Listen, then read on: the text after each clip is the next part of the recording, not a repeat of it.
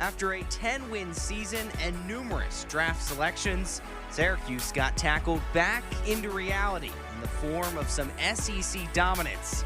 Tennessee outclassed the Cuse in all phases, leaving fans to wonder if Fran Brown's team was not ready for the test, or the Volunteers were simply bigger, faster, and stronger. Now Coach Brown and new quarterback Steve Angeli return to the Dome to face a Husky side that gave the Orange all they could handle last time out. Football is back in the 315, and Cuse Countdown is here to break it all down.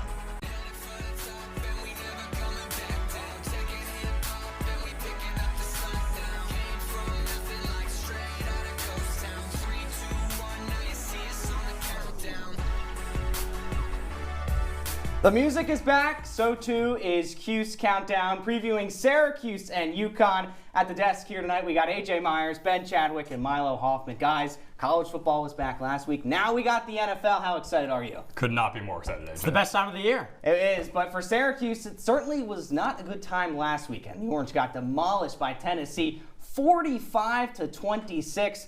Guys, this was an ugly performance, but on the one side, though, it's an SEC team, and it's in a ranked Volunteer side as well. Ben, were you as surprised by this defeat? No, AJ, this loss is exactly what I expected, right? I mean, I had high hopes for the offense coming into this game, Milo, and low expectations for the defense. The offense came out and scored 26 points on a ranked SEC defense, which is solid, right? That's a great performance. And the defense also coming out there and not doing great, again, like I predicted. So you're going against a coach like Josh Heupel, an offensive mastermind. He loves his big plays. That's exactly how he beat Syracuse in this game. I don't think it's the worst outcome ever. You know, they lost by 19, but the offensive line has to step up. Steve Angeli was running for his absolute life. It seemed like every time that he had his hands up or his eyes forward, there was a Tennessee Volunteer right there to greet him in the backfield. He got sacked 5 times. The statistics don't look as bad as they may seem, you know, over 270 yards. He threw for a touchdown, but overall it seemed like he was running for his life the entire time. For just his second career start, that's not exactly what you want at all. Well, we know Fran Brown hates to lose, so much so that he may skip a shower. Here's what the coach had to say immediately following the loss to Tennessee. So I'm extremely thankful that they were able to do that. But to tell you there's some moral victories and things of that nature, I think that's, for me, that would be like a loser's mentality. So I can't say that, but I'm very thankful that our players stuck together and they continue to fight until the last play.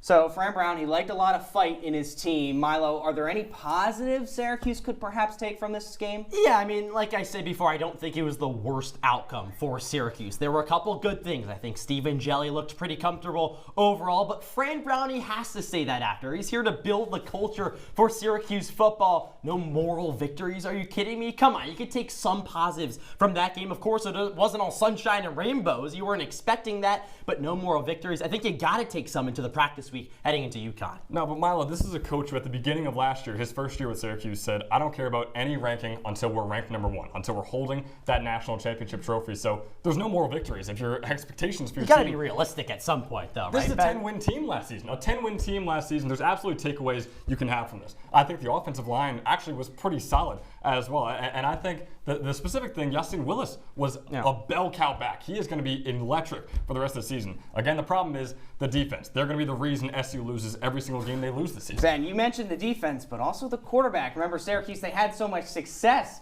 last year because they had Kyle McCord under the helm. Originally, we thought it would be Ricky Collins, although that changed come the summer when Steve Angeli rolled in from Notre Dame. I thought he had a pretty decent game. He's a game manager. I don't think game managers turn the ball over twice. Ben, what were your initial thoughts on QB1? You said it right there. I mean, he was exactly what I expected him to be, Milo. He went against an SEC defense, and he looked like an average ACC quarterback. I think Steve Angeli is an average ACC quarterback, and it looked like he went against an SEC defense, which he absolutely did. He had flashes, but for the most part, it was a rough outing. Like AJ said, he had those 2 turnovers. He had a less than 60% completion percentage as well. This is a quarterback who is going to need open weapons to actually make an impact on the game. I was mainly just impressed by how calm he was. I mean, this is just, like I said before, his second career start. First with Syracuse, you're in a new culture with Fran Brown, just a second-year head coach, and I don't think it was that bad for Steve Angeli. Of course, when you compare it to Kyle McCord, who went against, albeit Ohio, in week number 1 of last season, threw for over 350 yards with 4 touchdowns. touchdowns, 1 interception. I mean, that was the nation's leading passer. We're not expecting Steve Angeli to do that with Syracuse this year, but I think there are definitely some positives you can take from his first outing with the Orange. All right, Ben, you said he's an average ACC quarterback. I was kind of shocked by that. But what about his weapons? Does he not maybe have the weapons to become a great quarterback? In week 1, I thought those weapons were okay. Yassine Willis, you guys mentioned it. He was excellent. But Milo, those receivers, I didn't think anyone really stood out. Yeah, you know, it was a tough outing for Darryl Gill and Justice Ross Simmons, but there were some guys that were really good, including Jonte Cook, the former 5-star recruit transferred over from Texas. He actually did a lot better than I originally imagined for his first start coming over here with Syracuse. And you add in Yassine Willis, like we already talked about. Dan Villari had an okay game. And I think for himself, he's going to say he should do a little bit better, especially as a leader right now, one of the captains of Syracuse. But I'm looking at Jonte Cook, 6 receptions, over 55 yards receiving. That's someone that can be really, really good for SU going down the line. And the only touchdown of the entire game receiving-wise for Syracuse as well. That says a lot. And Jonte Cook, wide receiver 3 on the depth chart. That's what I want to focus on right now. When you look at Justice Ross Simmons, you look at Darryl Gill Jr., those guys are 1-2 on the depth chart. Everyone had high expectations for them in this game. They didn't show out. No. Right? I mean, the entire game, in garbage time, sure, they made some catches, but quarters 1 through 3, I didn't see those guys at all. Now, if they do show out in this UConn game, in the Colgate game, in ACC games beyond that, this is a dangerous passing attack, AJ. Certainly is. And on the other side, that Syracuse defense really struggled. Tennessee put up 247 yards in the air and 246 on the ground. Ben, those are not pretty numbers for Fran Brown and that defense. They're about the ugliest numbers you could have. Right? I mean, like AJ said, 250 through the air, 250 on the ground as well. The run defense, they seemed like they couldn't tackle anyone. No. They also couldn't get to the running back as well. But also when you focus on the coverage unit, and I hate to do this, he's 17 years old, 3 years younger than I am, so I don't want to pick on him. But my goodness, did Demetrius Samuel Jr. have a horrific debut for Syracuse. Whoa. Horrific? Okay, I don't think it was that horrific because, listen, he was targeted early on in this game. You got to get pressure on Aguilar, the quarterback of Tennessee, because, listen, if there's no pressure on the quarterback, what is he supposed to do? I mean, Demetrius Samuel is getting gunned in the background deep down the field. There's only so much you can put on a quarterback, the hardest position on the football field. Well, then don't start him. If he's 17 years old and not ready to start for a Power 4 team, don't start him. He allowed 3 catches for just about 100 yards and that massive 70-yard touchdown to Braylon Staley. If that guy is going to be doing that every single game, don't start him. You don't have to start a 17-year-old. He will hopefully be here for 3-4 more years at Syracuse. Give him time to develop. If this is how he's going to look in every single game Syracuse plays in, he's got to get out of the lineup. Demetrius Samuel, the talk in camp was that he's a two-way player. Do either of you guys expect to see him on the offensive side of the ball against UConn?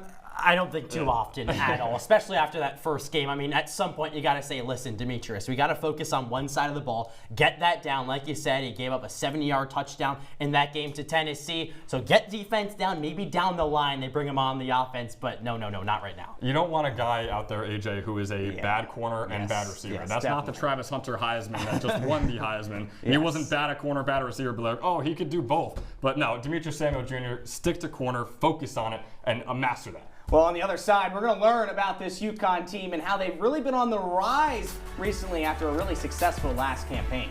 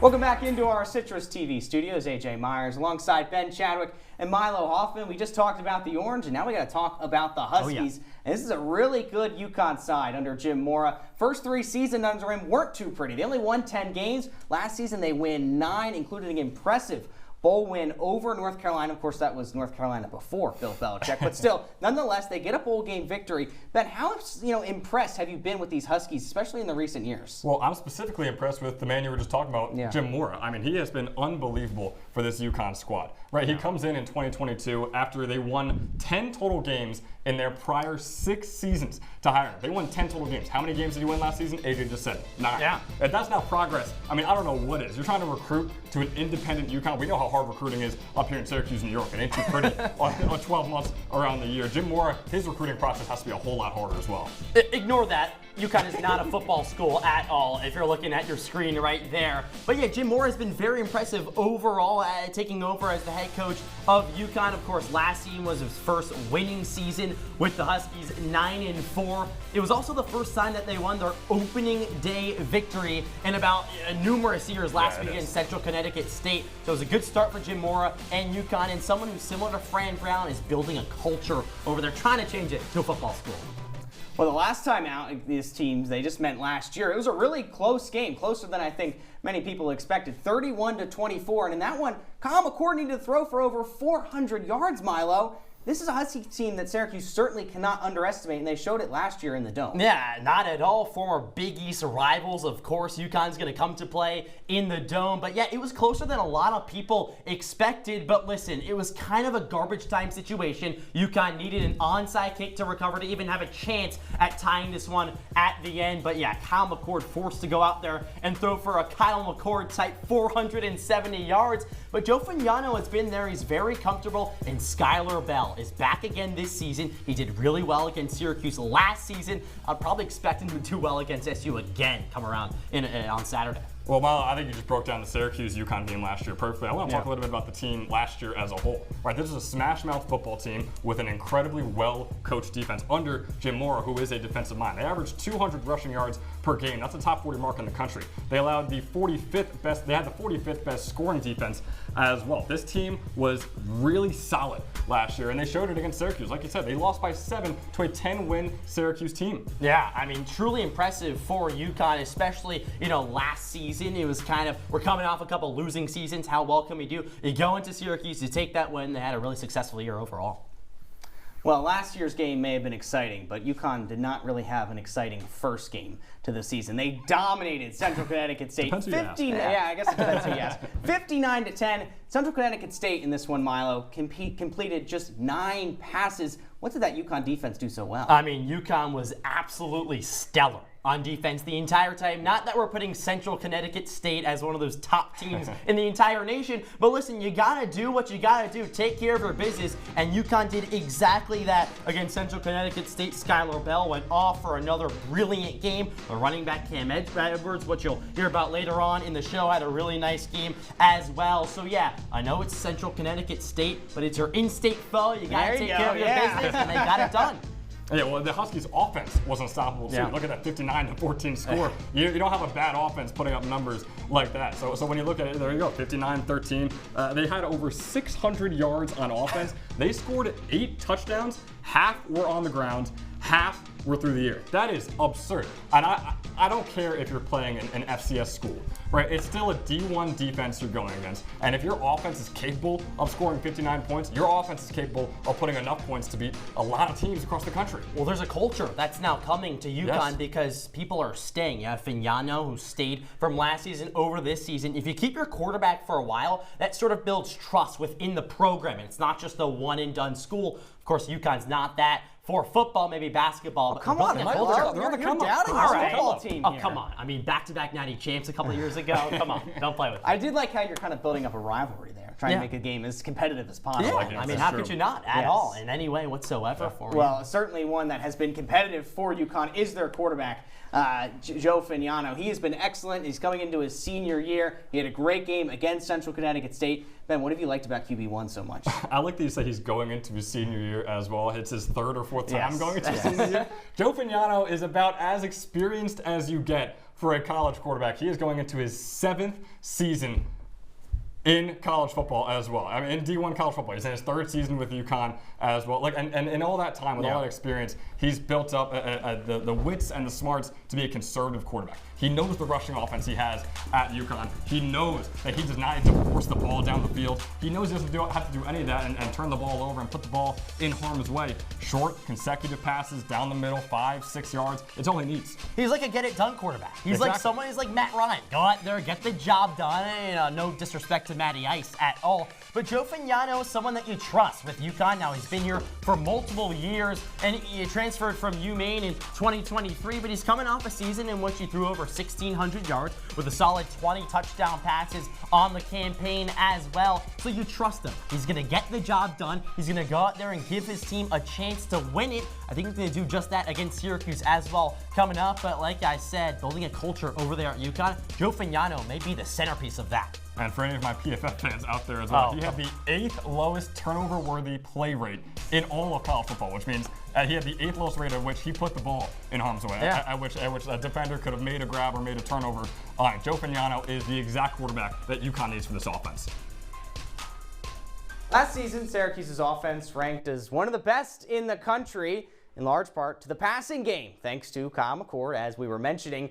This fall, the Cuse may need to rely on the old-fashioned run game. Yassine Willis, he was brilliant in Week 1, and UConn's Cam Edwards dominated the trenches against Central Connecticut State. Ben and Milo have more on the two backs. Hey, thanks, David. Edwards, this is a guy, Milo, last season was fantastic for the Huskies, and he was fantastic in his one game against Syracuse as well. Take a look at this play right here. Before we even started, this is an obvious run play. You could tell. We got two backs in the backfield, one wide receiver out wide. That's it, right? And Syracuse also knows it's a run play. You got 6 men rushing and showing rush. You have Clarence Lewis on an island out there with that receiver. There's 10 total men in the box. We're going to play real quick and stop it right here. And you can see every single Syracuse player besides Clarence Lewis is all caving in on Cam Edwards. They all know it's a run. Fadil Diggs has a pretty solid shot at Edwards as well. We're going to see what happens as we resume it right here. Fadil Diggs trips over himself. Edwards spins off his own lineman. He doesn't even get touched as he is on his way for a 70-yard touchdown. That breakaway speed is just too quick for Clarence Lewis right there. Cam Edwards is a problem that Syracuse is going to have to deal with on Saturday. 70 yards is a big way to the house to score for Cam Edwards. Now I'm going to talk about Yassine Willis. Some of you might not see break one out for 70 yards, 6'1", 225 pounds, but he's a big guy who really can take advantage around the goal line. He did that a whole bunch against Tennessee. His first of 3 touchdowns against the Volunteers, that breakaway speed to get to the far pylon. It's not just his big frame. He has that speed and he has those jump cuts that he can really take advantage of and keeps defenses on their toes throughout the entirety of the contest. Jump over him, will ya? Yassine Willis has the leaps too. He has the full frame. Really someone I can see in the NFL in the future as the entire build. Maybe sort of like a Breece Hall, a big frame guy, not the biggest speed, but someone who can get shifty as well. His last of 3 touchdowns against Tennessee. He has the celebrations. He has it all. I think he's due for another big game against UConn this weekend. Well, we're up against another break here on Citrus TV's Cuse Countdown, but on the other side, we're going to take a peek into the future. Stick around to find out what I mean by that.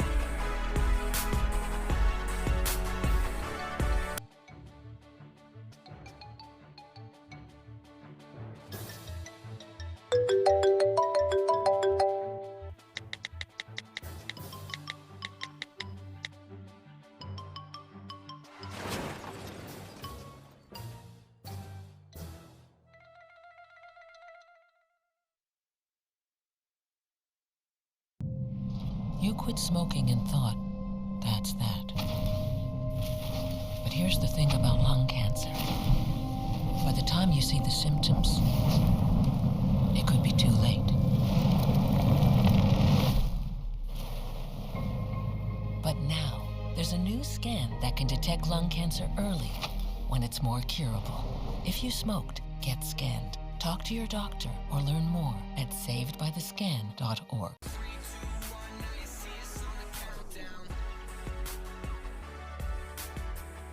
Welcome back to Cuse Countdown. AJ Myers alongside Ben Chadwick and Milo Hoffman, getting you ready for Syracuse and UConn in the Dome. And guys, we're midway through the show. You know what time it is? It's time to play a game. And we're bringing back a game that we've played before, but we got a new title for it. It's called CC Into the Future.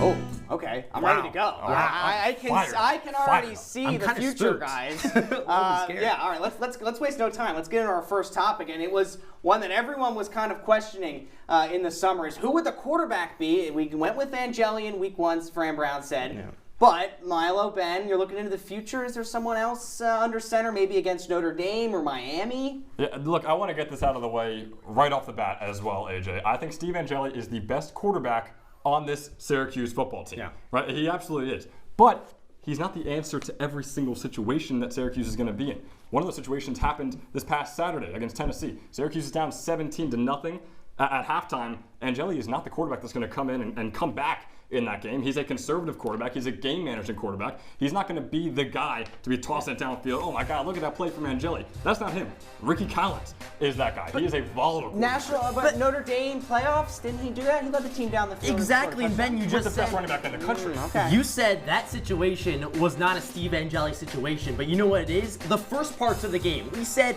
is Steve Angeli going to remain a starter? Of course he is, because you know what Fran Brown said this week in the press conference? He said, I really like Steve Angeli as a starter for this quarterback. How can you listen to that and think he's not going to be starting for the foreseeable future for Syracuse? He did everything he was given. Listen, the pressure in the backfield was insane. How much could you do? Sacked 5 times, but over 270 yards. I give Steve Angeli as many starts as he wants. Yeah, all right, here's my thing. A game manager, can that really win you a lot of games? Exactly. No. Look, Angeli, I think should start every game, but I don't think he should play all 60 minutes of every game. So you think 2 quarterbacks? I'm not joking. Yes, I seriously think that. Whatever goggles you're looking into are wrong. He doesn't have the right magic 8-ball here for CC into the future, I'll tell you. Look, you put Ricky Collins into the game, and sure, Syracuse could lose that Tennessee game by 40 because that's the kind of quarterback Ricky Collins is. But Syracuse can also win that game. That's the kind of quarterback Ricky Collins is. He's so volatile, which makes him maybe really good, maybe horrendous. But I think you got to take that chance in games like we just saw with Tennessee. I don't know. I've always said 2 quarterbacks is no quarterback. Yes. But now, look, moving out a little more, not just at the quarterbacks, looking at all the position groups,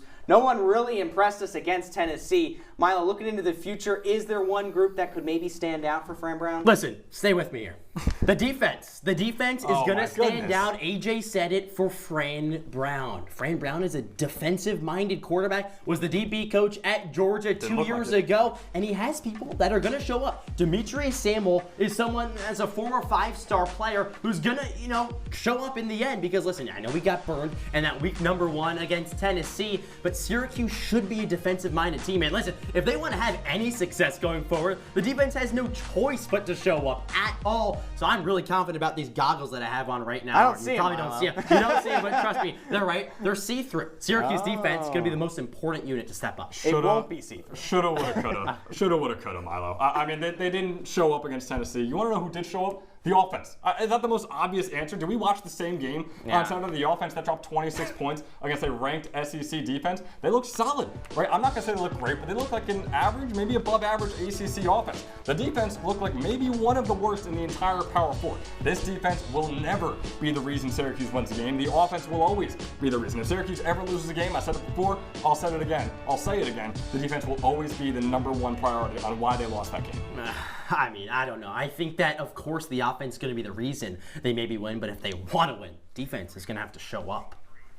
Well, now looking really big picture. Last season, Syracuse had the opportunity to go to the Holiday Bowl in San Diego. So, looking into the future, could us three maybe be sitting on a beach somewhere? Maybe at Yankee Stadium? Syracuse loves to go there for bowl games. Ben, do they reach a bowl game come the end of the year? That sounds like a grand old time, AJ. But it's wishful thinking. It really is, Milo. Syracuse is not winning enough games to make a bowl game. They're not winning 6 games. I can guarantee you 4 more losses right now. SMU, Clemson, Notre Dame, and Miami. Those are all losses. then Syracuse has to win 4 or more ACC games. That includes a win against either Duke or Georgia Tech. That includes beating Pitt and Boston College and teams like that.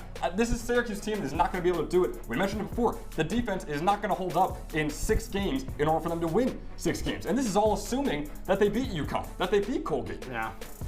You just said assuming they will. That's not a question at all. I do see 6 wins on the schedule. I got UConn, Colgate, Duke, UNC, Boston College, and 1 of 4 Georgia Tech or Pitt. I know Syracuse has an incredibly tough schedule. You got a first-year quarterback with the orange in Steve Angeli, but I think they will be going bowling come the end of the year. Maybe not at Yankee Stadium, although I love Yankee Stadium. Pink Straight Bowl would be fun, but overall, Syracuse will be in the bowl game.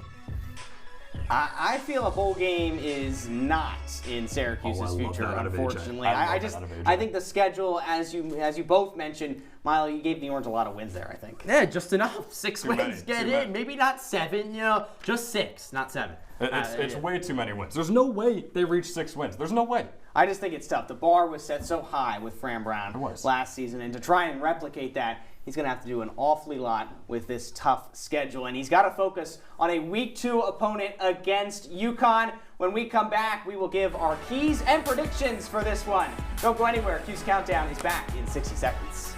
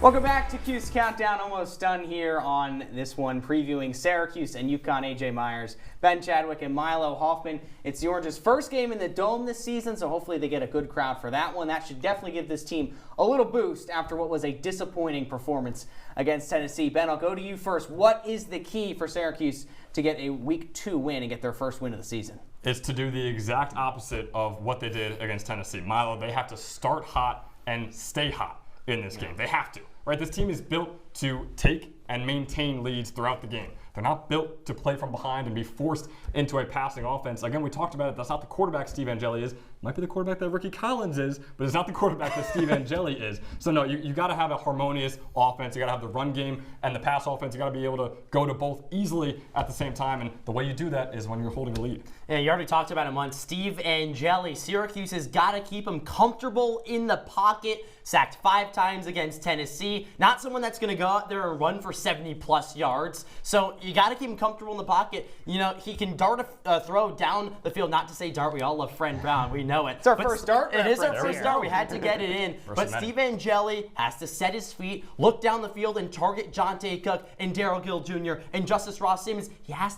time to get that done. And against Tennessee, it just wasn't the case. Milo, I'd argue that some of those sacks you could say were coverage sacks, though. We talked about the receivers before. I feel like they didn't get open enough. The O-line you can't block an SEC defensive line for that long. You can't tell me Steve Angeli not being comfortable in the pocket isn't the key to the game, though. Every quarterback's better when they're comfortable. Guys, my biggest key, and I think I know the answer when I say this, is the penalties. I thought those penalties really killed the Orange, especially in that first quarter against Tennessee. It's what prevented them from having a hot start. Milo, all that's left to do is your score prediction. What do you got? Oh, yeah, AJ, and then I'm going Syracuse wins 31-27 to pick up their first victory of the season. Now, UConn, of course, they're on the rise. not a football school yet, but maybe on their way to potentially being closer to one. 31-27 the score. Syracuse didn't lose back-to-back games last season, and they keep that streak going into this year. 1-1 to start the year for Syracuse. You know, Milo, we don't agree that much when we're off of this desk. We didn't agree that much today while we were on the desk, but I am going to agree with you on that. Syracuse is winning this ball game 35-24. This offense, if it could drop 26 points on a ranked SEC defense, it could drop 35 points on UConn's defense. That's no shade to them. This is a darn good, independent UConn team. We're really putting them in like the group of 5 conversation, but they are really, really solid. And the defense is not going to look great again, but the offense will bail them out this time. Well, we did a lot of looking into the future. We looked into the future long term, and now we've looked into the future of score predictions. I'm on the same page as you, Ben. I got 35-21 Syracuse. A win for the Orange. They go to 1-1 on the season. That's all the time we got for you on Cuse Countdown here. For AJ Myers, Milo Hoffman, Ben Chadwick. See ya.